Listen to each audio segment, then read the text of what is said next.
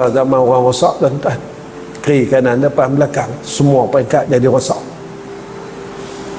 Kalau kesempatan yang ada ni kita tak boleh nak buat baik, kita rugi. Ketiga, lidah kita selalu memuji Allah Ta'ala. Ni kata Sayyidina Osman,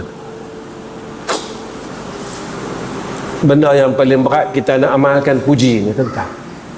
Siapa orang yang boleh sebut, boleh amal alhamdulillah ni? Orang yang kenal Tuhan. Dia nampak keelokan Allah, dia nampak kesempurnaan Allah Ta'ala yang menciptakan segala perkara ni. Tak ada satu pun tak baik dia bagi kat dia.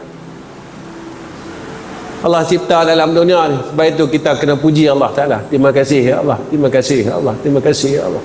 Keempat,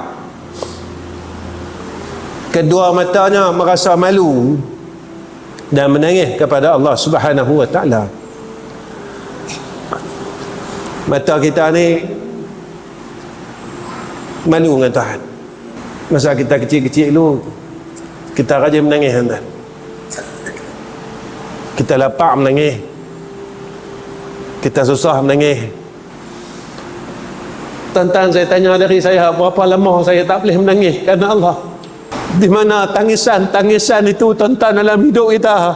Kenapa lah kita tak boleh nak jatuhkan ayat mata kita kerana Allah Ta'ala walaupun kita silap? Kenapa kita tak boleh jatuhkan ayat mata kita walaupun kita salah?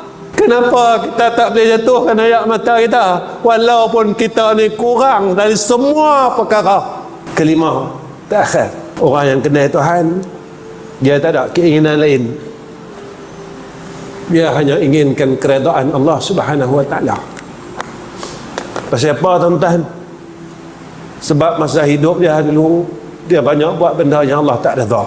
Kalau lah umur muda ni kita boleh pusing balik hidup kita, kita nak pusing balik, kita nak buat baik semua, dan kita tak mau lalu hidup kita yang tak baik dulu tu.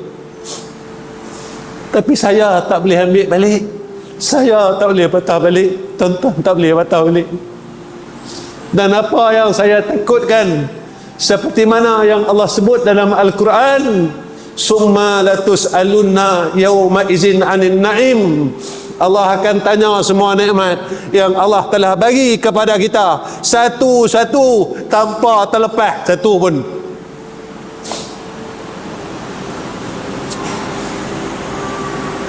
Tuan-tuan, fitrah kita selalu lupa apa yang kita buat. Kena ingat, Allah tak pernah lupa dengan kita.